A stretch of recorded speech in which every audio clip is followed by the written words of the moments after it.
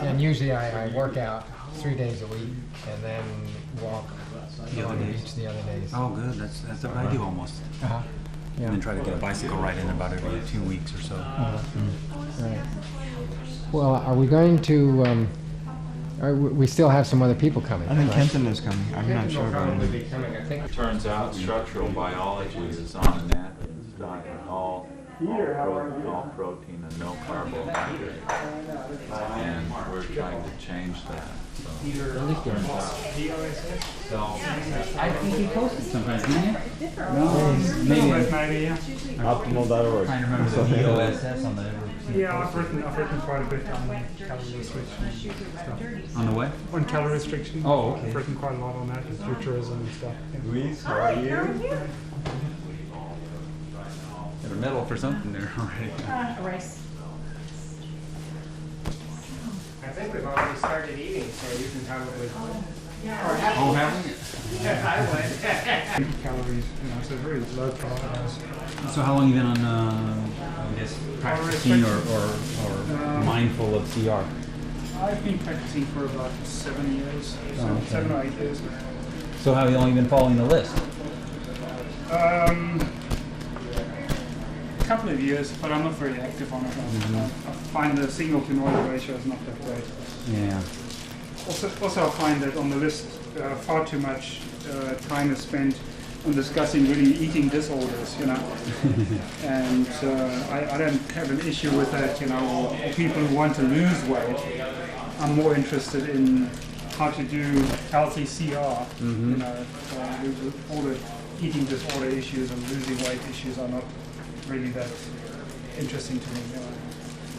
But I've been following the list for about 6 years, and there's so much redundancy all the time now. So that's why I don't read much of it anymore. Yeah. And there's a lot of things brought up, same thing over again. So you're here in Southern California? Yeah, Lake Forest. You know where that is? Yes, I think I know where that is. South Irvine, north of Mission Viejo. Okay. Where are you from? Marina Del Rey. Marina Del Rey. Yeah. Marina Del Rey. LAX, yeah. Oh yeah. I used to live ride my bike up the path that way. I used to go to another meeting up in that way for something else. So you were down here for a ways, huh? Yeah, well, actually it was worse than that. We had a meeting in Rancho Cucamonga this morning, so we had to drive out to Rancho Cucamonga and from there here. That's good. Glad you made it. I wouldn't have gone that far. I didn't even like going this far, but. Right. Yeah. Want to meet some more people and see. Yeah. A lot of these are the same people except for you. I don't think I've met you, but I've met all these others. Well, I've actually been surprised how few people there are in. You benefit. You can get in the danger zone. Yeah, right. Crazy if you end up doing something that shortens your life because you're overdoing it. So yeah, or give you problems that makes your life not as good a quality. Yeah. No, I'm pretty happy at the weight that I'm now on, so I'll probably maintain that. You eat 3 meals a day? No, I graze. Oh, you graze? Yeah. So that was a posting by Michael recently. Said, I work from home and I have like a big mug of tea. I have about 7 of those a day, and then I have like fruit and crackers with that.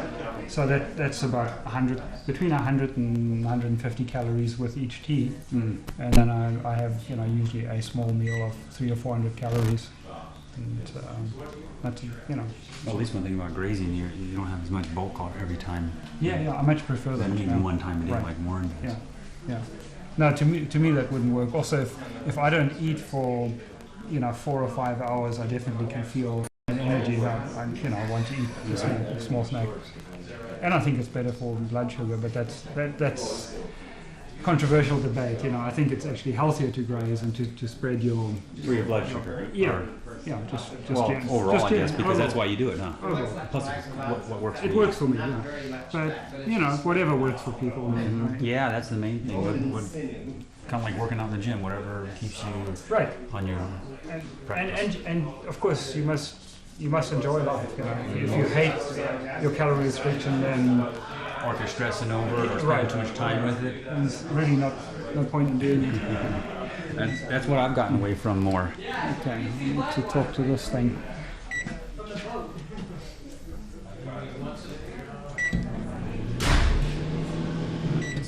want. Okay, well, And it's really low glycemic anyway. I've still been using it. What I do is make a 4-ounce glass in the morning before breakfast. And I discovered that if I get something like the purely pomegranate juice, that TJ has, and mix it 50-50 with water and a couple of drops of sucralose and half a teaspoon of stir it up, drink it down, it actually tastes good. Yeah, You said it tasted fishy. I haven't had that problem. Well, I think if you keep it around and the bag gets open, Yeah. starts hydrolyzing a bit, a little bit. Well, I did put mine in a sealed jar, so maybe that helps. But also, it's a new batch. Yeah. But independent of eating less, I think the soluble fiber is just very, very good for controlling the cholesterol. It really makes a difference to eat that way. And how about the insoluble fiber? I don't think it makes any difference at all for cholesterol. Really? I think it's only the soluble fiber that matters. So, what sort of effects have you seen quantitatively since you started doing? Well, I had high cholesterol, and now it's just As in the basement. Yeah. So As in numbers 250, 250, and now 170 really, total, and LDL was only 90 and that's over what period of time? since I started CR. Wow, Which was how long ago? 2 years. that's yeah. really, because I got about a 25% And I had- drop just from the CR itself, which was enough to take me from 250 to about 200. And my doctor said, "Oh, we got to get it below 200, or else I'm going to put you on something." So, and you mentioned this. Yeah. Well, now, as a molecular biologist, you have... I'm a much- chemist. All right, chemist, I'm sorry, I keep talking. Chemist. But you must, and it looks like with your concern with polysaccharides, that you can give us a lot of advice on the molecular... I know all about them. Oh yeah, I know all about them. But I think that the cognac fiber, which has the highest viscosity, and which is just glucose and mannose wired together so that it's not very digestible, is really the best one. Oh, really? It's no good for making puddings like the guargone and the other ones because it doesn't really gel. But it's very viscous, it still flows, and it has a very marked cholesterol lowering effect. And it's in other respects it's completely harmless. It's unlike the statins. There's no liver toxicity or other things to worry about. And I suppose if one were very unlucky, one could do both things. Right? Take a small dose of statins and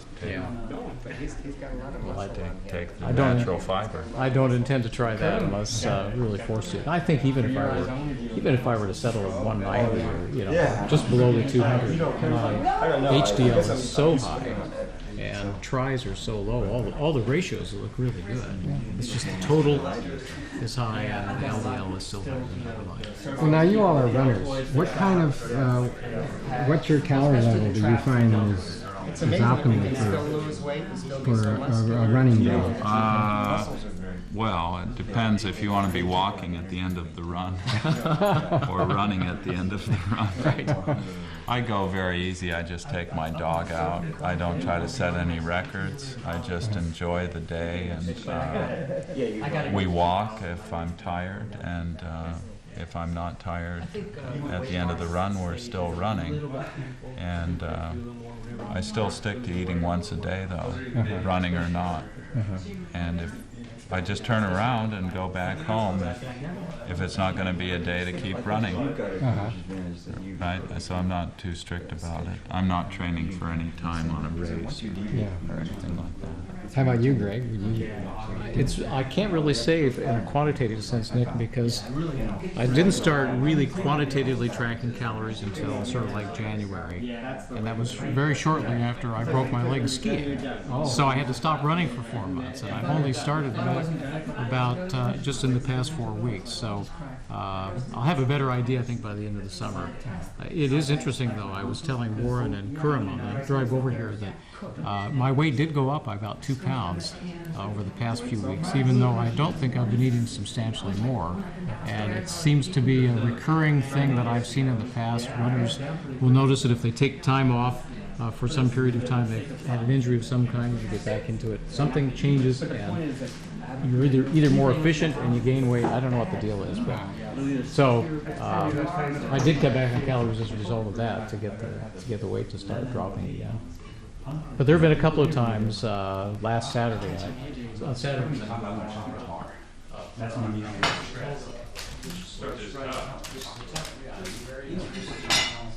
Starts right at the front door of my house. Last Saturday. Not quite done yet. Just needs. What is those? Beans? Yeah, it's the 5 different beans and chili.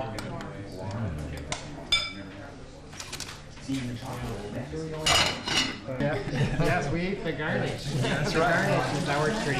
Right. So just everybody dig in. So did you see the book? You saw the book on Jean Calment. Yeah, but I'm not sure exactly what it's about. You know, I read the book on centurions. Oh yes. That way, it kind of gave a good generalized view of about, I don't know, 50 centurions and their lifestyles and what was important in their lives and what made them live long. I thought that was probably, I don't know with this book, but I thought that would be better to kind of get a general gist of what would make you live longer. Because I don't know, that might be specific to her life, kind of like a history, fiction, not fiction. I mean. You want a cross section of centurions. Yeah, instead of one, but this one's more of a story probably and more entertaining. I don't know what the book is. Thank you. Now you want a big, with the camera here, you want to fill that up to the top. Well, if they show a little itsy-bitsy meal like that. I had a big breakfast. Oh yeah, a big breakfast. What about you? Well, that means you had salad only. How about you, Warren? How come you're not? Well, they don't have the cheese and cheesecake and the pecan pie out yet. Well, how come you're not eating, Warren? He eats it in the evening. I normally eat in the evening. I might possibly. Not flexible at all, huh? No, I'm not very Not personal. Not much willpower. Not much willpower. Is this the pudding that you made? That's the pudding, right? Oh gosh, I'll have to try some of that. I've heard a lot about your puddings. Well, you can eat all of that, and it'll help to fill you up. And about a cup of pudding is about, what, 30 calories. One of those bowls is a little more than 30 or 40 calories. All right, well, I'll see. I'll get it. So that'll fill you up fast. Fill you up what? Volume or in calories? Fiber. In fiber. It's got both. I'll get some more bowls. Soluble and insoluble. Oh, I forgot to give you more stuff. So Warren, what do you eat mainly in your one meal? Mostly soup and salad. Soup and salad. So you make your own soup, right? Make my own soup, yes. And I'll eat a half gallon of soup, 2 quarts of soup. 2 quarts of soup in one meal? Right. And it doesn't matter how much soup I eat because the soup has almost no calories at all. So, in fact, Peter brought some soup. He brought bean soup. His is probably more caloric than mine would be. That might be good on the salad. Yeah, that might be a good salad topping. I hear you've been doing it for quite a while. Yeah, about 7 or 8 years.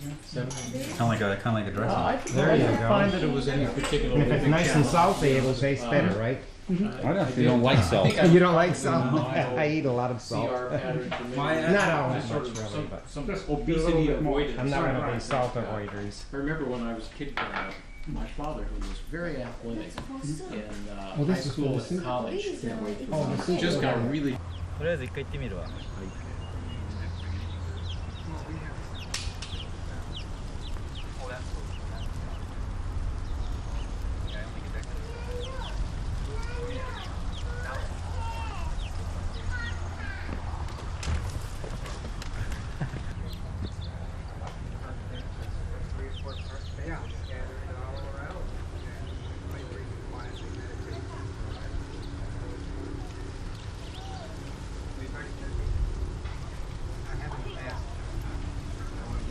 Enough time for it.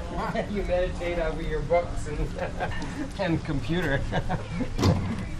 Yeah, I've been trying to. I think I'll come back for the food service. I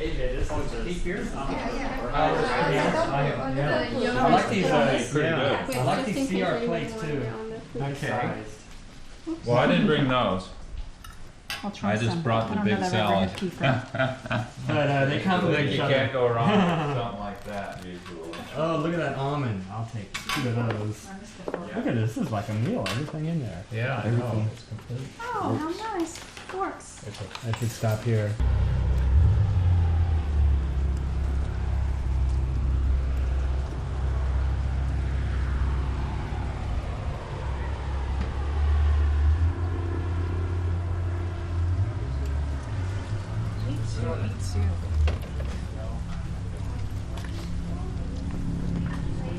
I love that medallion.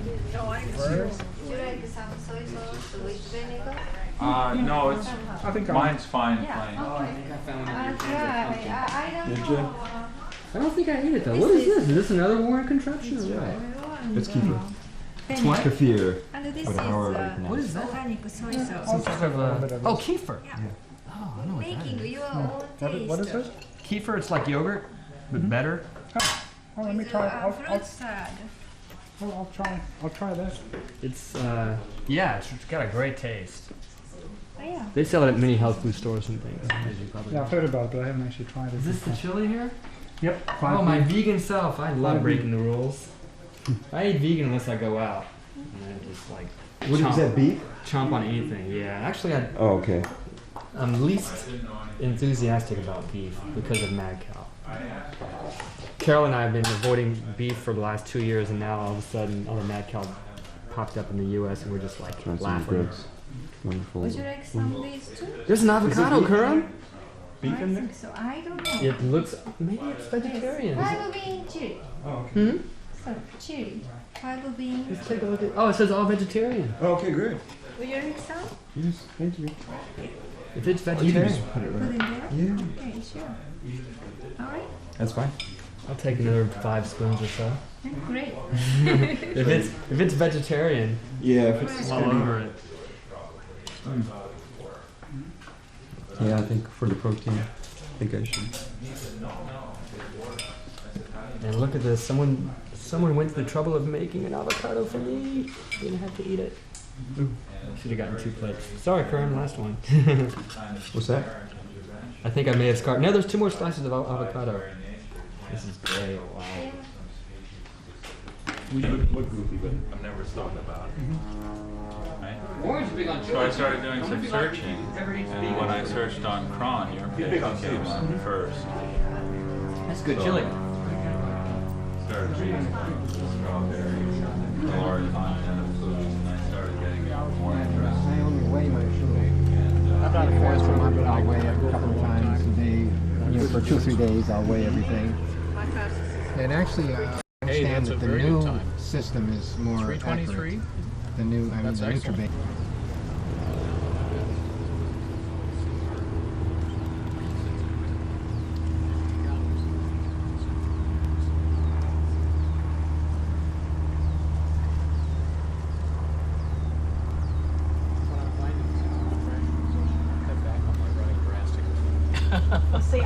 See, that's the thing. I love running so much that even though I know I believe I run more than I What's should the run. summary with your cholesterol? Have you found any way to lower the total cholesterol?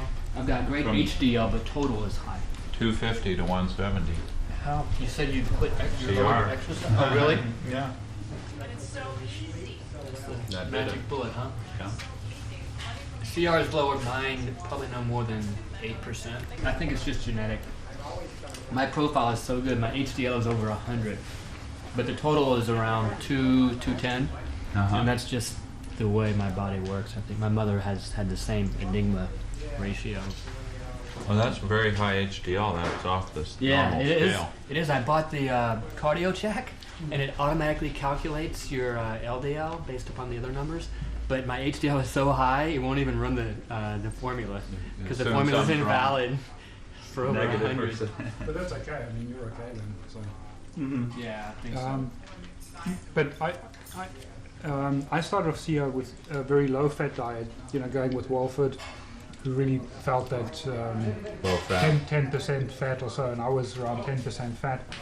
And my cholesterol wasn't that great, and then just listening to some other people and reading some other stuff, I increased my fat intake to about first to 15% and 20 and now about 25%. With raw nuts and olive oil and those yeah, type of right. things. And my cholesterol has improved. Now, of course, I don't know whether other things. I've done CR for longer as well, but I'm tending to think that actually a low-fat diet is not very low-fat diet is probably not that good for low Yeah, carb. Michael Ray has made several posts on the effects of a high monounsaturated fatty acid diet on cholesterol.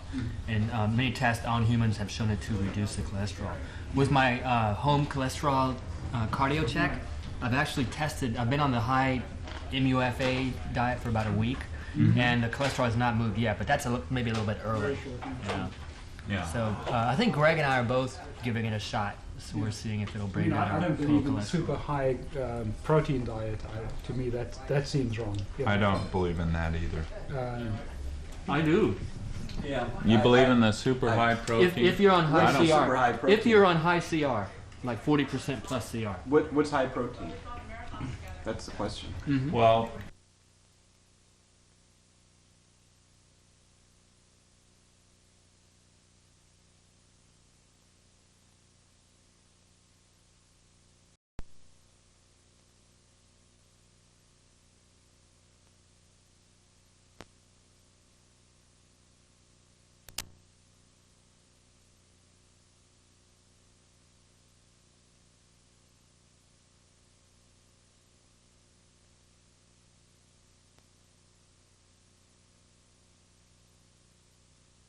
that can't be Right, correct. it doesn't really make sense, and then you also run the risk of how do you get the right kind of carbs and nutrients, if you have such a high protein diet. I think Plenty that's of calories yeah. to go around. Have you read Michael Ray's post and his cited study? Now, there's an interesting question: is what is the primary motivation for what we all are doing? Is it primarily for longevity, or is it because we just want to stay healthy? I All actually of the above. Clearly. I actually like the stability, the even keel mentality, just emotional control and just clear thinking. I think that's more important to me now than just living, a couple of years longer or 15 years longer. Yeah, just quality of life for me. Well, AJ, you're the chemist.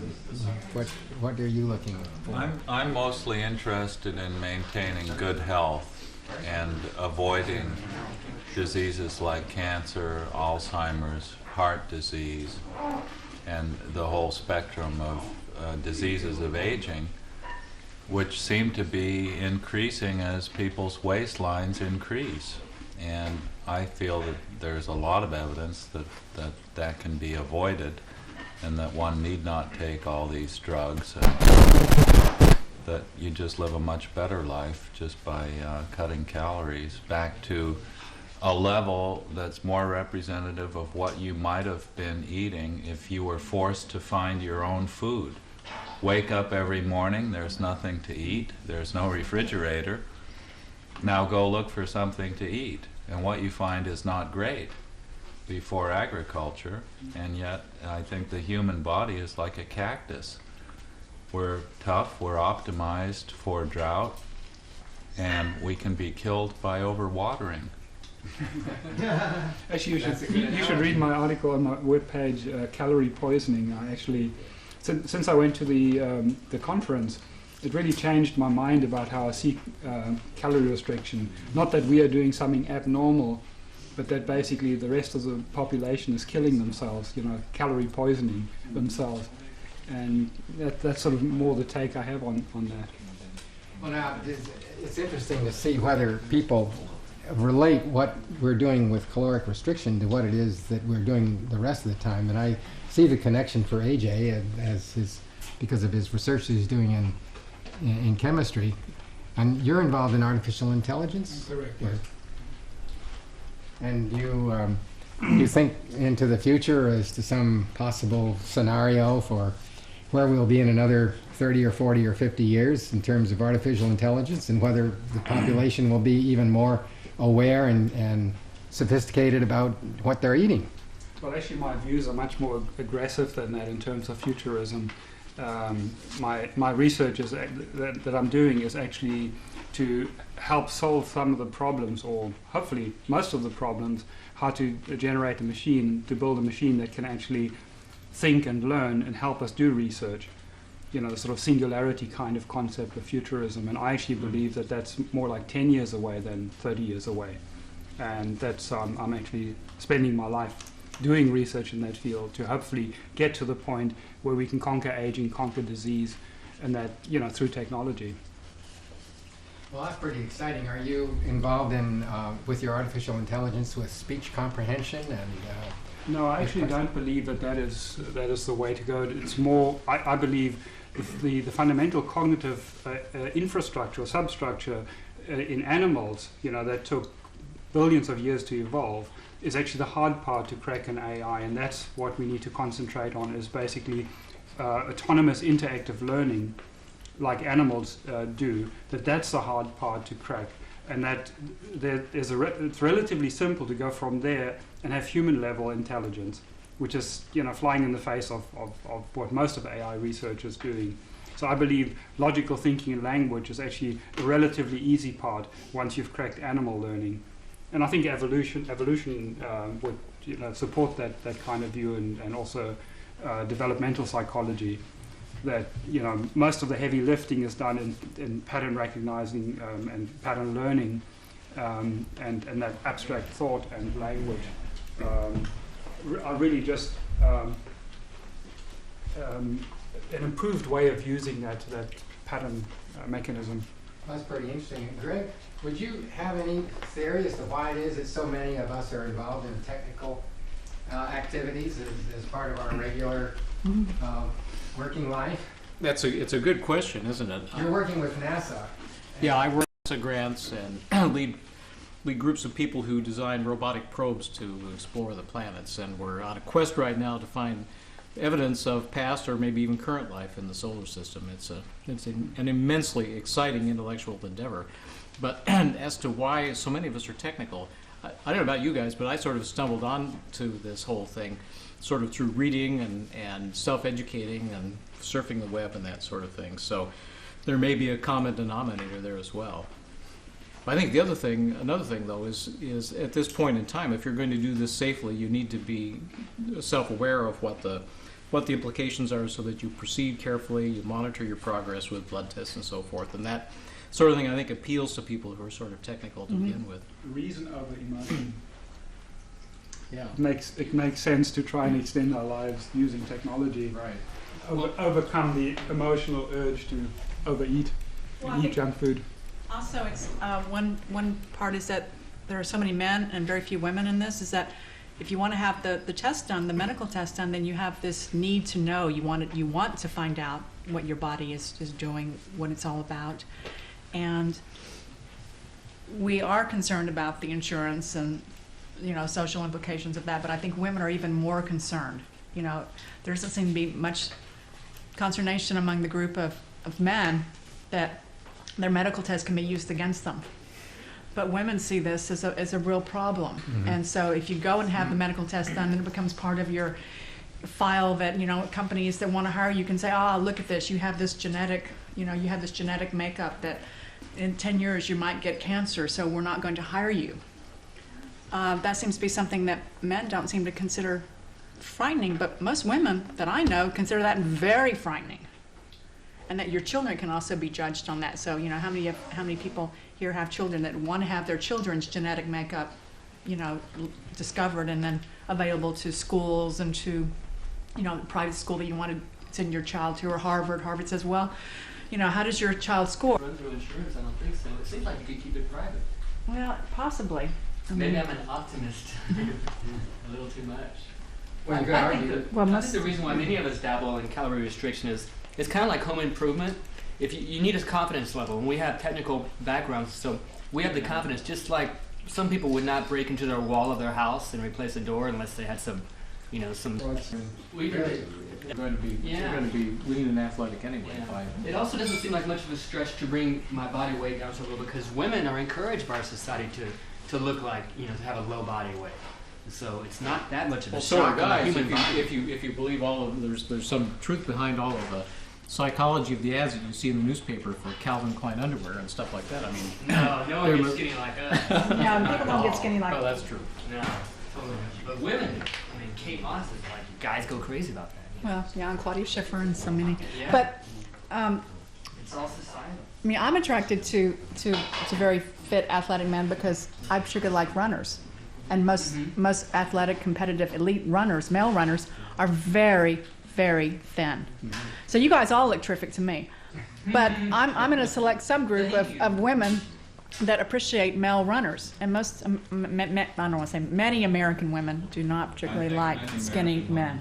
Yeah, they would prefer a more muscular, More of a more bodybuilder traditional, strong, big shoulders, heavier, stockier, powerful. Yeah, more of a mesomorph. And taller than them. And taller than they are, probably too. But yeah, I think you can easily look too thin to people if you're on CR. First, your neighbors watch you bring out your garbage, and then they start peering at you as the months go by, and then they finally ask if something's wrong, because most people don't lose weight. If they're at a quote normal weight, they don't lose weight unless they're ill, and there's a very strong subconscious feeling that something must be wrong with you if your weight is going down, unless you are overweight to begin with. And you have to put them at ease. Well, in the Middle Ages, women were, if they had extra weight, or during the Greeks, weren't they more attractive? Or thought to be attractive, I guess, because they had more like resources, just in case of a famine, and they ended up being more childbearing, or at least looked like they had eaten more and had more resources. The swing of the pendulum. Yeah. Maybe it will swing back. Or maybe swing. In this house, it is. Thin for guys is good. I mean, not how we're attracted. I guess maybe men that had more weight and more muscles were more of a better fraternity choice, genetic choice.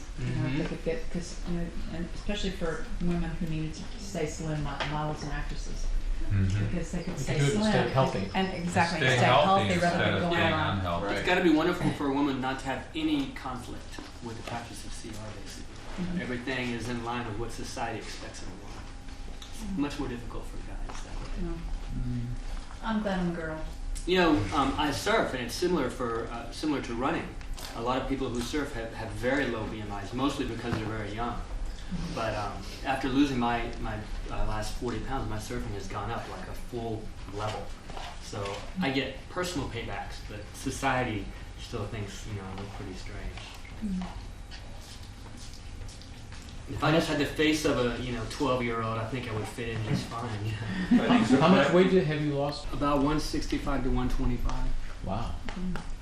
All muscle too, because at 165 I was a very athletic, lean, healthy eater. But I surf better now. A lot less weight to carry around. From everything that everybody's just said, I would say that longevity itself is really not the major thing that we're looking for. We're fooling ourselves if we say that. Do you think so? I think that's a short I think it's a term fringe correct. benefit, but I think that the short-term gains are extremely important too. Well, it depends on your. Why do you They are extremely important. Yeah, if you're Yeah, cold, I'm looking for I don't agree with that. Yeah, I don't want to agree. challenge that. Yeah, I don't. Oh, I'm with Kerm on that. Look at my cholesterol has gone down. My blood glucose and insulin levels have gone down drastically. My blood pressure is down from 135 over 70 to 100 over 55. I sleep much more soundly, and I sleep about 6 hours a night, or 5.5 compared to 7.5. Stress is basically non-existent, as Kerm promised me it would eventually be. I have a high stress job, and I just don't feel the stress anymore. And I haven't been sick in 2 years. That's short term. That's wonderful. Not getting colds anymore Yeah. I've gotten a When cold you every when you year. have a 3-year-old like I do, and Is that right? you get, you tend to have a small child. You get sick all the time because they bring all sorts of things. And I notice that even if she sneezes right in my face, I don't catch whatever she's got. That's incredible. How long has it been since you've been sick? It's been a long time. I mean, I feel a little bit of a divot in the road sometimes, but then I seem to bounce right back without going into full-blown sniffles and feeling terrible and being out of It's just amazing. whack. It's amazing that works with. I presume your white blood count is drastically low. I actually don't know what it is. I'm sure it's a hallmark of calorie restriction. It's just amazing that Probably it is, but we know that you have low white blood count. But my main motivation is, yes, there are short-term benefits to it, but my main motivation is to be healthy and live long enough for those major medical breakthroughs, technological breakthroughs to occur. I want to be within the envelope. If it takes 10, 20, 30, 40 years before they can seriously reverse aging or cure cancer or whatever, I want to be there and healthy. That's my main motivation. Well, it's a little bit like my motivation in the sense that, yes, we all would like to live longer. My main reason for wanting to live long is that I have so many projects ahead that I want to follow through in my research that I'm going to have to go on calorie restriction or stay on calorie restriction in order to maintain the health and be healthy right up to the very end, because there are too many projects. I won't get them done if I'm not on caloric restriction. It's just amazing how so many people have so many different types of ways of looking at things and mental paradigms. For me, it's a no-brainer. Whenever I quit, I would smoke an occasional cigarette socially. I quit that for a reason. Any supplement I've ever popped, it's been for a reason. And calorie restriction is such a natural extension. I mean, if you care about your body, it seems like you would want to at least adapt some type of a very mild form. I mean, it's just healthier, Why would, if you don't want to restrict calories, go out and smoke a cigarette. That's what I tell my girlfriend. It's the same thing. If you assume all the lab data and tests apply to humans. Which is funny, many people just reject it flat out. And that's fine with me. It's everyone's decision because our time here is so short to begin with. I think anything's possible. There's water on Mars.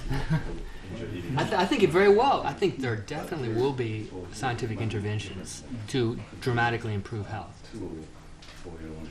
I don't know how much health will be improved, but definitely will be. I think a lot of people like to have an interest in science fiction and they practice calorie restriction just because they want to see into the future. It's like a time machine. Even if you just get a few extra months on the end, it's like you've traveled in time into the future, where you otherwise would not have gone. Of course, how will we know that we've actually done that? How will we know that we've actually achieved a lot? Well, the whole problem with preventative medicine is that you don't know what you've prevented because it doesn't occur. Whereas curative medicine, you certainly know that you've cured someone and everybody can pat themselves on the back and say, yes, you had cancer and now we cured it. But that's not better than never having cancer. But that's very hard to prove that you actually did prevent something that was going to occur. We were speaking on short-term benefits of calorie restriction. One of the greatest short-term benefits I receive is hope and just excitement about the future. Well, now, let me ask you this. Yeah. You're still thinking about the future and how you feel and so on. Would you say that you eat in order to live, or that you live to eat? Because we all seem to be very interested in food, and it's not that we're eating stuff that doesn't taste good. In fact, my experience has been that we enjoy food more, but we still have the willpower to not, overeat. Yeah. The question is, what's your immediate motivation in eating? Is it, do you feel that you really enjoy eating, or is it just something that you have to get out of the way to live through the day? All of the above. It's just, For me, it's like you said. I have a greater appreciation for food. much of my life eating was actually a hassle, just something, hey, I want to get on with my work, but now I've got to eat something, But consciously thinking about selecting the foods that I like and are nutritious, for the last 7-8 years that I've been doing calorie restriction, it's given me a much greater appreciation for food. I guess also, being more on the edge of being hungry also gives you greater appreciation for food, but I also slow down and I stop and appreciate what I eat. Sometimes we go to restaurants, we'll actually, with friends, we'll say, okay, let's stop talking now and just enjoy the food. Whereas otherwise you can go to a fancy restaurant, get this delicious food, but you're so engaged in your conversation that at the end you say, what was the food like? Well, I don't really know, it's too busy talking. So yeah, I think a great appreciation for food is one of the fringe benefits I got out of calorie restriction. It's not an obsession, it's just a bonus. Perhaps the high level of technical aptitude that many CR people have also comes from a personality of discipline. And this discipline also allows us to restrict calories, whereas many people in the population just simply cannot or will not restrict their calories in a similar way. So that's my primary motivation is, I get through the day and I eat what I feel like I should. So I eat to live. I don't live to eat. But whenever I do eat, I'm on cloud 9. I love it. And I feel like I've never eaten as well, and been as satisfied with what I eat and how much I eat as now. Because, oftentimes I eat, 7.5 pounds of food a day, and it's my favorite food because I can make it however I want it. Let me ask you this. Some of us are more restricted in our diet than others. And we know from my studies that there's, they go 20, 30, 40% dietary restriction. Have you estimated really what percentage you would say your restriction is over what you used to eat? Or? Well, for me it's easy. It's 50%. I used to eat 4,000 calories a day. Now I'm around 2,000. But I was exercising so much that I was burning all of that fuel. So I've had to cut down my activity level. Oh, you, AJ, did you? I'm not sure. I used to run a lot of long distance races, and I weighed about 80 kilograms for most of the time I was running, or about 176.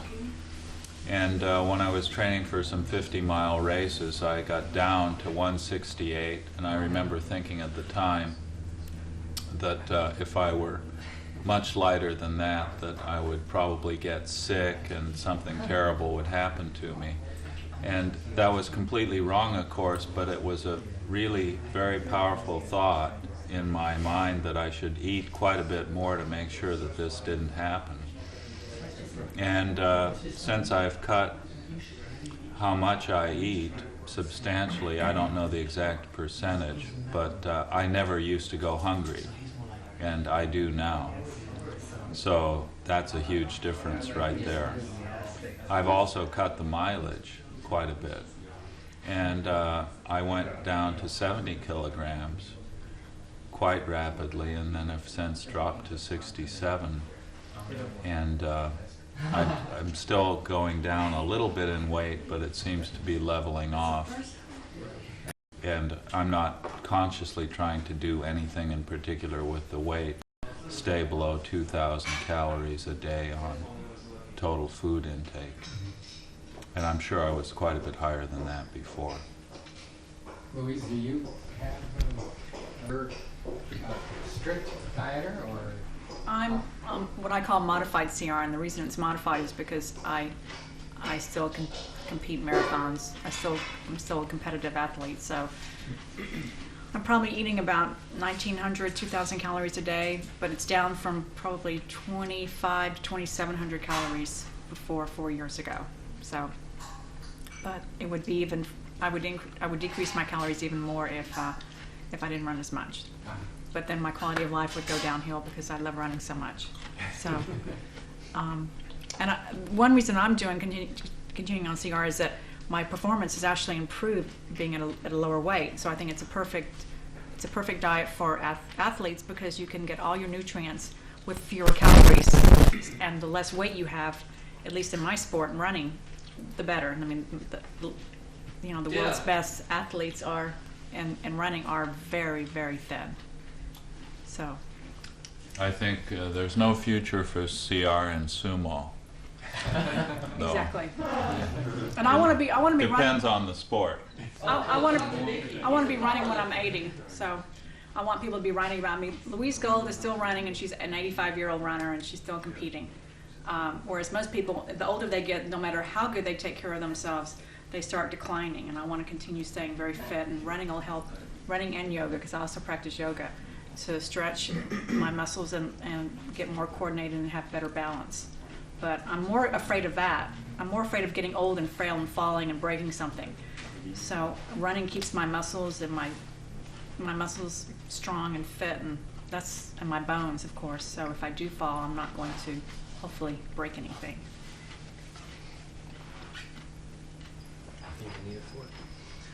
When you cut your calories down, did you just cut calories down only, or also increase the quality? I definitely increased the quality, but I increased the quality of my diet 25 years ago when I started running. It's just that over the years I've kept improving the diet. So it may not be just quantity, but it might be also quality of the food. In other words, cut out the every other day fast food. Quick question. Yeah, that's. I noticed that you're not eating at all. Why? Well, I'm not very well disciplined, like your other people here are. I've lived I've tried to eat more times a day, but when I do, I just overeat. So I find it easier not to tempt myself with food, and therefore, if I overeat, it's not going to be very often that I overeat. So you eat how many times a day? One time a day is my preferred. Yeah. So this is not the time. This is not the time, and the food is too good. This food is too good for me. It's very tempting food, although it's all ideal, nutritious food. If I were to eat, I'd just eat too much. So it's just easier not to eat right now. But it's all good food. Thank you. Great guar pudding, Warren. Oh, thank you. You can eat all you want. It's $16.50. Oh, hold on. Sorry. Approximately $16.50. $1,650. 1,400. Woo! About 1,850, but I burn about 300 calories a day in exercise. 2,500. I'm off CR for a little while. 2,000, but I'm training for a marathon. I take about 1,950 on average. 2,000. 1,800, and I'm 36 years old. Oh, around 1,450. And? No. And? So from Now, do you want explanatory remarks or just a number? Just a number. Just a number is fine. yeah, You realize the words, right? show numbers. Say when. All right. How many calories do you take? 1,400. 1,650. 1,850. 2,500. 2,000. 1,950. What she said. 2,000. 1,800. 1,450.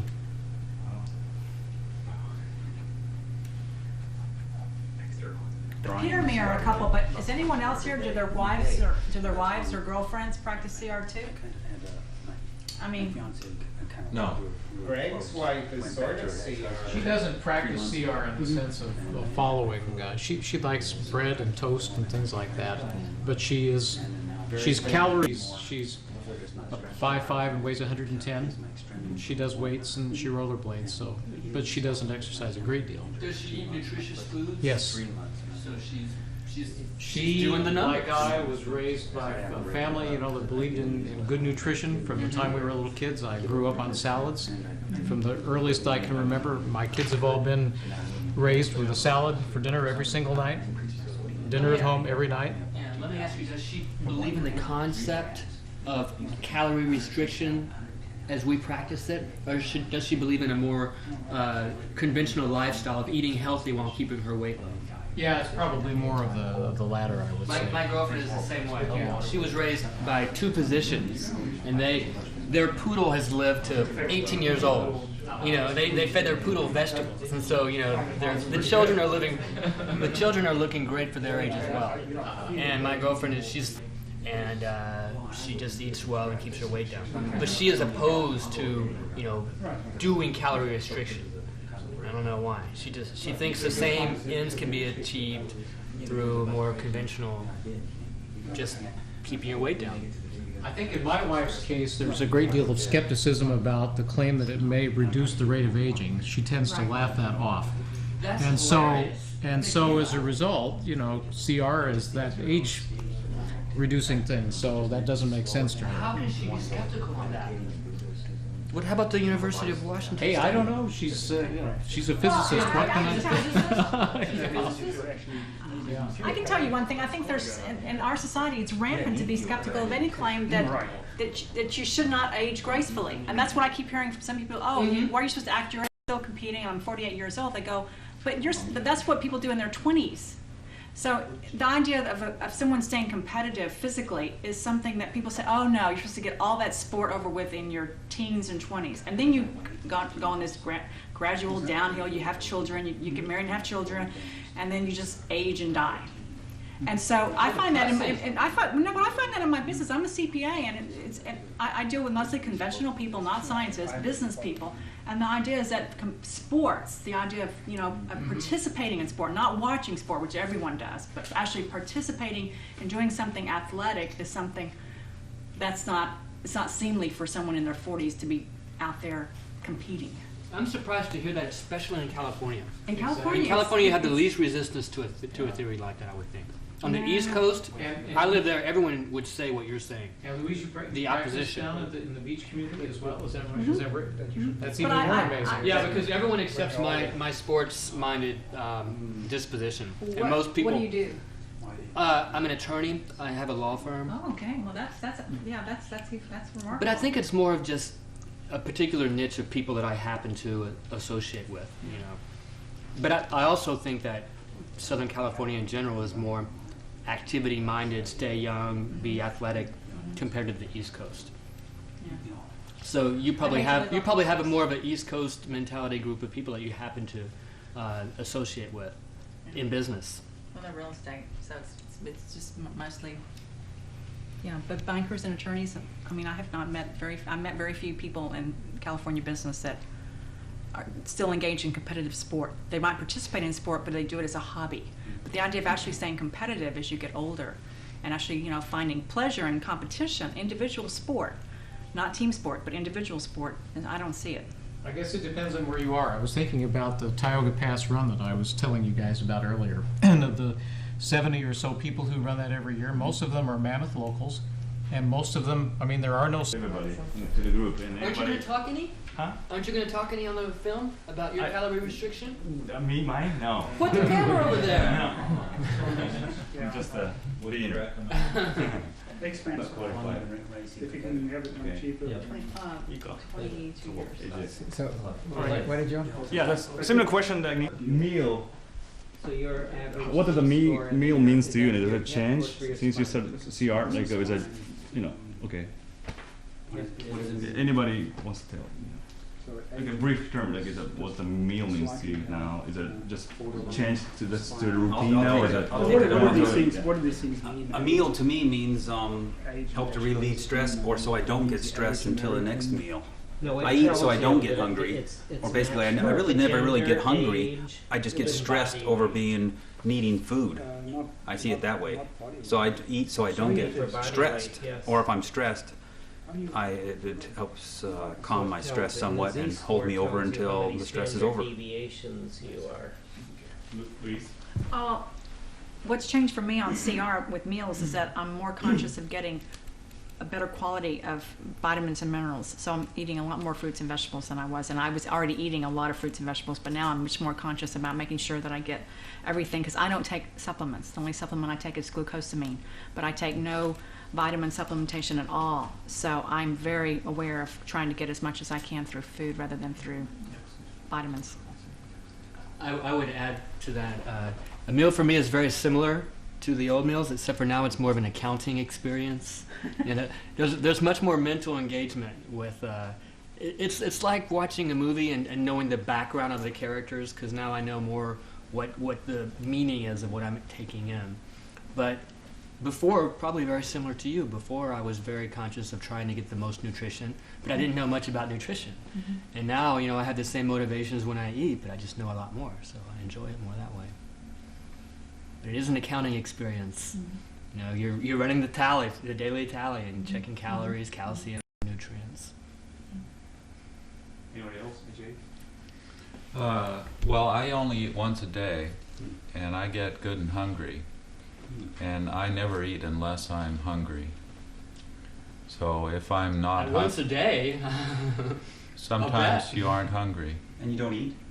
Then I don't eat. Is that right? So it's not even like a joy for your life. Oh no, it is a great joy to eat when you're hungry, but it's nothing in particular when you aren't hungry. It's just eating. And that I don't do anymore. I used to when I weighed quite a bit more and when I wasn't really paying attention to food in the same way. I just ate whenever, you know, walk into Trader Joe's, they're handing something out, I'd take one. Who knows what it is, who knows how many calories it has, and who cares? Or somebody orders pizza, we're grading exams. You know, the graders feel they have to have pizza in order to be able to grade the freshman chemistry exams. They can't go 4 hours without eating, which is a load of bunk, but that's what they feel. Oh, I'm getting a little bit tired or lightheaded or something. I don't feel any of those effects eating once a day. But your body's conditioned to do that now. They probably need food every 4 hours. They think they do, but in fact they don't, and nobody does. And it's just a waste of time to prepare food over, you know, to sit down and break up your day like that. So I get quite a bit done by working right through lunch. I don't have to chop up salad and fiddle around bringing it into work, which is a lot of work. I don't have to look around for a place to eat that's serving something that I want that doesn't have 1,000,000 calories and nothing else. Sugar and fat and white flour and cheese and meat and other things that I'm not interested in taking. And so I just find it easier to eat most of the time at home, have the one meal a day and really enjoy it. And usually I eat with my family, whatever they're having, which is usually quite healthful. Is that dinner? That's dinner time. And then that's not enough because that just isn't enough food. So after my daughter goes to sleep, I'll eat a salad or have some soup or have something else and mostly try to make up for the difference depending what we had at dinner and what I think I need for the day. But most people, there's a difference, I think, for example, in the mindset of a runner who's training. They know they have to get tired or they are not getting any effect. And although being tired is very unpleasant, it's a goal that they're striving to achieve, and if they're never tired, they know they aren't doing anything. I view hunger in very much the same way now. If I'm not hungry, something is wrong. There's definitely something amiss, and probably what it is I ate more than I thought the day before, and that's why I'm not hungry. And there are levels of hunger like there are levels of tiredness, but one thing you discover is that it never gets any worse than a certain level, and if you don't eat after that, it may actually diminish to the point where you don't actually feel hungry anymore, and that's, I think, well documented among people who fast. How much time do you spend in hunger per day? A couple hours? Yeah, maybe 5 hours. Okay, change. Oh, 5 hours. And even then, he wouldn't be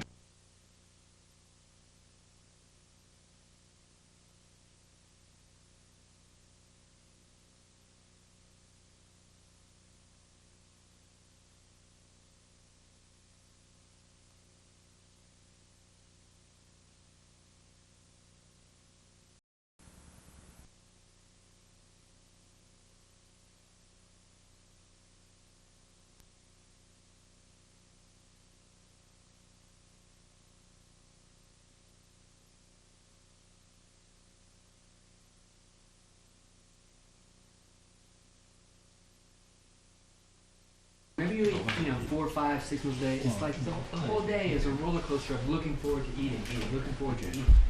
It's just like a whole Does it mean more like a fuel to you, the meal? Well, meals for me have always been very pleasant because they're family time. It's when we sit around the table in the morning for breakfast and talk about what's coming up for the day, or at the end of the day, what happened. So that aspect still remains. What I have noticed since I've gone into CR, though, is that first of all, generally when I sit down to eat, I am hungry because I haven't eaten much for a while. And so that makes the anticipation of the meal more pleasurable. But the flavor, the taste, I think a lot of people here have said the same thing. I definitely appreciate the flavors more than I did before, and I always appreciated them. So this is a nice change. In addition to the social aspects of it, there's also just sort of the sensual pleasure of something that really tastes good, and at the same time, you know, it's very nutritious. Do you eat any foods that are the same now as they were before CR? I think the one thing, Kenton, that I eat now that I've never changed is a salad every single day for dinner. We have tweaked the salad dressing recipe that my wife invented years ago, which any CR person would say looks fantastic, but I've switched canola for olive oil for the same reason that you have, for the MUFAs. But other than that, that's been a staple. I used to have oatmeal for breakfast every morning, but high glycemic index, throw it out. I have a poached egg now with egg white instead. That's sort of a standard breakfast. But the other thing is that one of my daughters is a vegetarian, so we eat vegetarian most of the time. That's wonderful. And so the menus that my wife had been cooking for many years to favor her vegetarian tendency, we continue with those. But when it's my night to cook, I usually go into the CR cookbook and I pull out things like Michael's mulligatawny stew or things like that, and make those up. Okay. Thank you. How does the salad taste different? You asked to okay. The study of the rodents of mice said more caloric restriction resulted in more longer life. Right. This seems like no limitation. Is it true to the human? You want to go on forever? More restriction, or is it a certain limit? Well, first of all, it's not true that the more you restrict the rodents, the longer they live. Beyond a certain point, they die. So there is a limit in rodents as well, and how much you can restrict. In humans, we don't know where that limit is, and I don't really want to be the guinea pig to push myself to the limit where I'm shortening my life because I'm restricting my calories too much. So it's really not very well known. There isn't much known what the lower limit is, and it's a concern. In fact, a few years ago, I decided to put on a few extra pounds, and because I decided I was as close to the lower limit as I was comfortable being. We don't know what the lower limit is where it becomes counterproductive in humans. But it's there are some good indications. So, for example, if your body fat is above 5%, you're probably quite safe to go lower. But if your body fat is down at unmeasurable small amounts like 1 or 2%, then it get dangerous. But also how you feel, whether you have enough energy and things like that. All of those. You need to look at a whole spectrum of things, and that's what I do. But no, I believe that there's definitely a point where you're overdoing calorie restriction and where it's counterproductive. Peter, may I ask what your height and weight is? I'm 132, and I'm about 5'10", 5'10 and a half. The BMI of around 18 and a half? 18, maybe? No, gosh, 17.6 something. Okay. Yeah. What about percent body fat?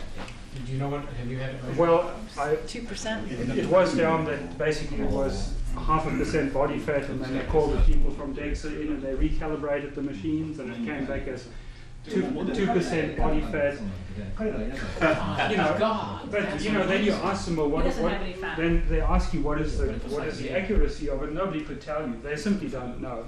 My most recent reading was for utter garbage. Just as a point of reference? It's garbage.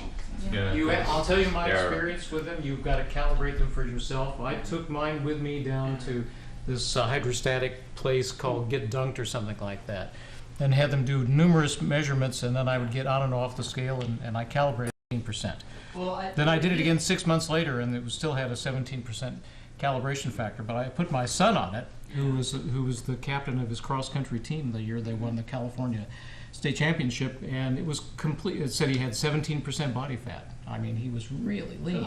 So it's a personal thing, I think. Maybe off, but they are consistent. It measures the body conductivity on a relative scale. Yeah. Anyway, I think it's a waste of time. Dean, how do you come up with the calories that you're taking? I base my calories on what my training is, and so right now I'm training for the Maui Marathon, so I'm probably eating 150, 200 calories more per day than I would be. So you're not going to push that more? No. But I want to get down to I probably can lose another 5 more pounds, but I'm not sure because I'm definitely not at my lowest weight. I think I'm right now about 115, and I think I could get down to 110, maybe 108.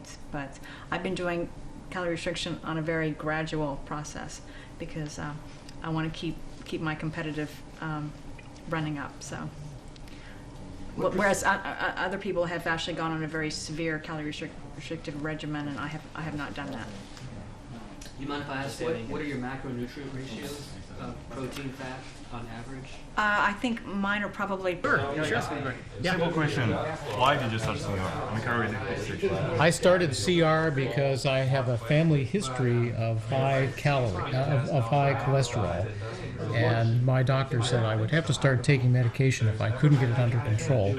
And by luck, I happened to find some recipes in the Los Angeles Times that were purported to improve your cholesterol levels, and they were from a book that was called Beyond the 120-Year Diet.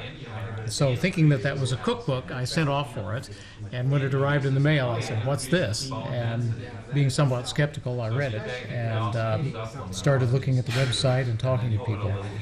But initially, it was a motivation to improve my blood profile, and then I discovered that there was far more to it than that, and the more I read, the more intriguing it looked, and so I decided to give it a try.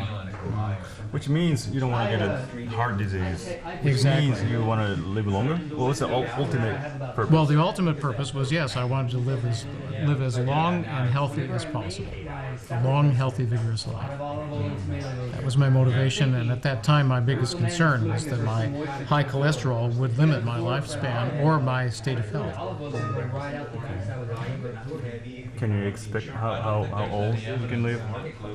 Well, I'm not entirely convinced that CR will extend my lifespan per se. It's completely open in my mind as to whether it will reduce the rate of aging, but I am convinced that I will continue to be much more healthy for a much longer period of time. So it may not add years to my life, but I expect that it will certainly add life to my years. And maybe it will add years to my life in the end. I hope it does. But I think ultimately, for true life extension, we're going to need other interventions that scientists are presumably working on these days. Okay? Sure. Sure.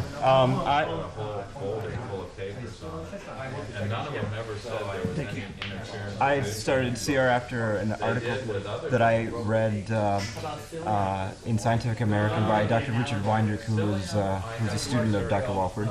And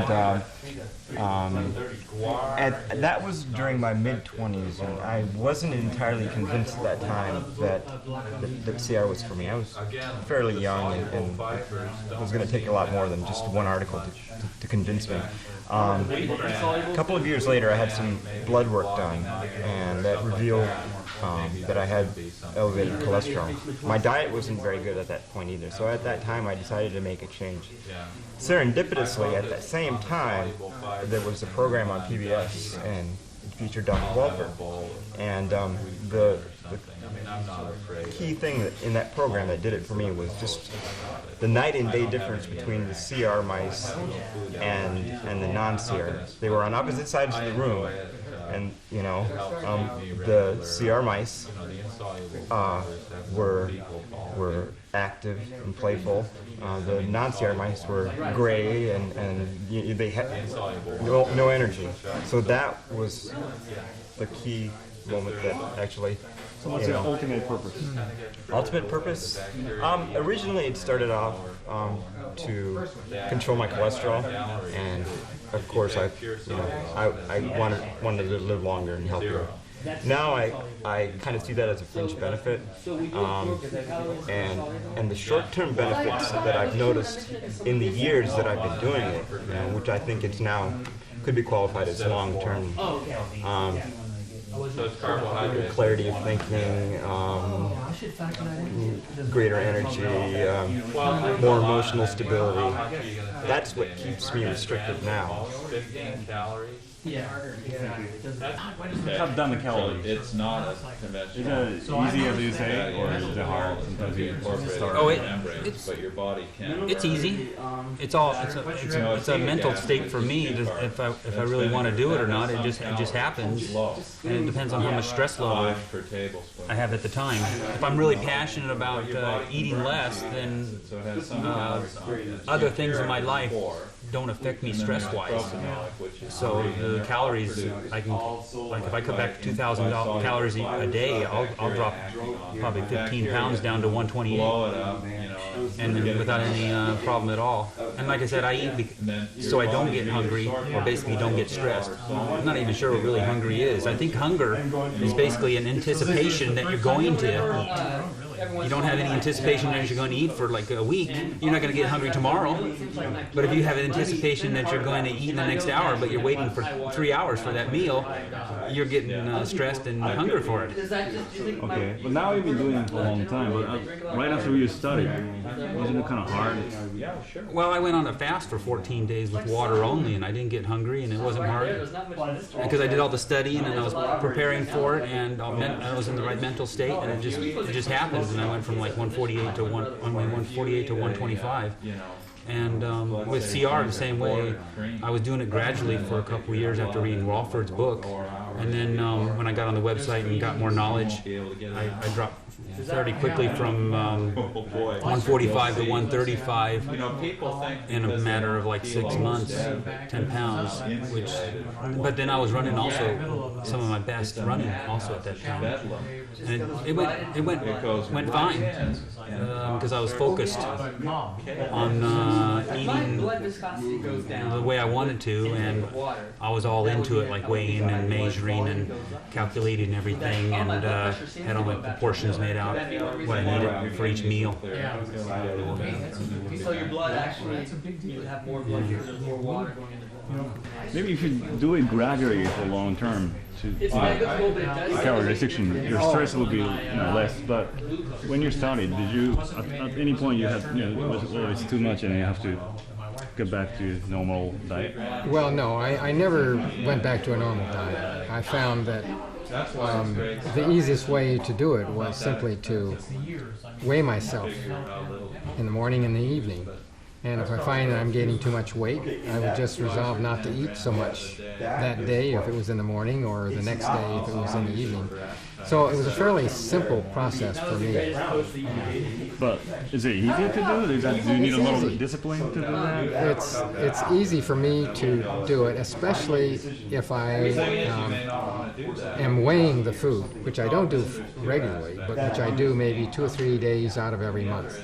And by weighing the food and running it through the computer and seeing just what all the nutrition is, then it's possible to monitor it much more easily, and you don't really think so much about how difficult it is or how hungry you are.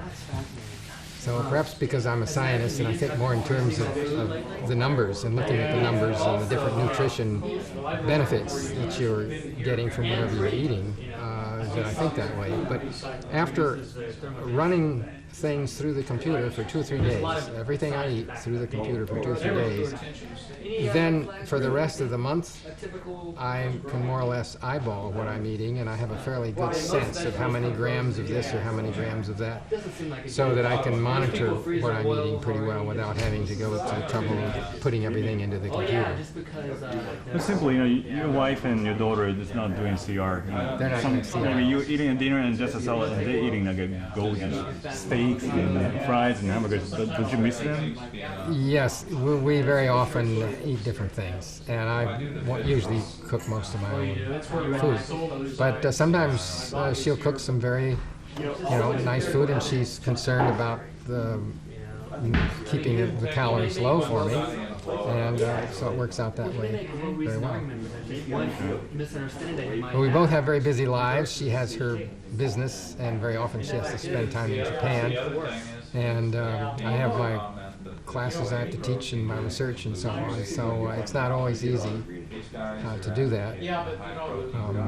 But when I go out to lunch with my colleagues, I just don't eat the bread when they put it on the table, and I just watch the calories and don't eat anything that might be considered empty calories. As much as I enjoy rice, I don't eat rice. I used to eat genmai rice, but even that I don't anymore. So the main focus is just to eat lots of vegetables and lots of fruit and get enough protein, and you're okay. So I think we're all very different in how we respond and how important hunger is to us. Each person is very different from the other.